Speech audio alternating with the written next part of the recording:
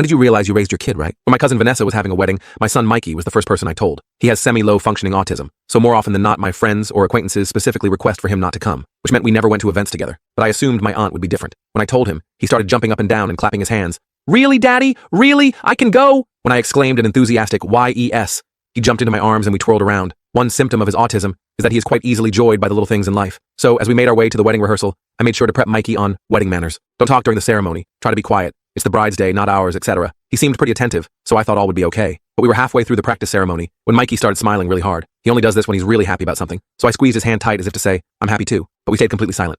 Like, radio silent. But when Vanessa made it to the top of the aisle, she screeched, "Excuse me? What is he doing here?" My heart dropped, and I turned to Mikey, who was still smiling, not knowing she was talking about him. No one else said anything. But instead of just continuing the ceremony and focusing on her wedding, Vanessa turned to her groom and screamed like a banshee. "I thought you told him not to come?" By this point, she was pointing straight at Mikey, and he started tearing up. The audience was silently whispering, and I even caught sight of a few looks of disgust towards her. Unfortunately, they were the minority, because most of the audience were nodding their heads in agreement, as if it was the most disgraceful thing they'd ever seen. I wanted to yell at Vanessa, to tell everyone I can't wait until she dies of obesity so me and Mikey can dance on her grave, but I didn't say any of that. I wanted to be a good role model for Mikey, so we just walked out. As soon as we were outside the church, Mikey had a meltdown. "Why would she say that about you, Daddy? That was so mean." I thanked the heavens he didn't know it was about him. "Son, some people are just bitter because they don't like themselves. Luckily, this was just the wedding rehearsal, and 2 days later, the real wedding happened. Luckily, Mikey believed the one we went to was the real one, so he didn't question it when I left him with the babysitter for the day. I'm a pretty big marriage guy, so for the first half of the day, I let Vanessa have her moment completely undisrupted. It wasn't until dinner that I tapped my glass to make a speech. The whole room was silent. Vanessa took the opportunity to mouth the words, "Thank you for not bringing him." I smiled, but not for the reason she was thinking. As you can see,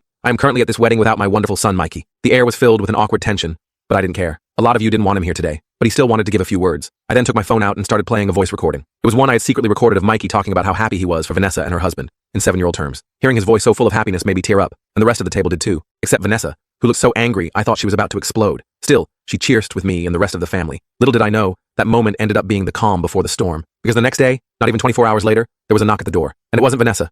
Instead, it was CPS. They asked me a few vague questions before barging past me and examining my home. My head was spinning and I barely understood what was going on. The woman started marking every little thing down on a clipboard. Mikey's mattress with no bed frame because of overstimulation? Noted. Plastic on the furniture because of Mikey's toilet accidents? Noted. Locks on the cupboards to protect him from sharp objects? All noted. All marked as evidence. I tried to tell her about his autism, but that's when she whispered under her breath, "That's what they all say," before calling her higher up. I assumed this was due to inexperience, since she looked like she just graduated college. When she hung up, she told me they had to do an emergency removal order and were going to place him in the hands of his closest relative. I immediately offered his grandma. The following 72 hours were hell. My stomach was turning, and I felt completely powerless. And above everything, I was angry. I knew somehow Vanessa was behind this, and once everything was said and done, I planned on making her pay, because insulting me or my son is one thing, but taking him away is another. The rest of the full story is on my channel and linked below.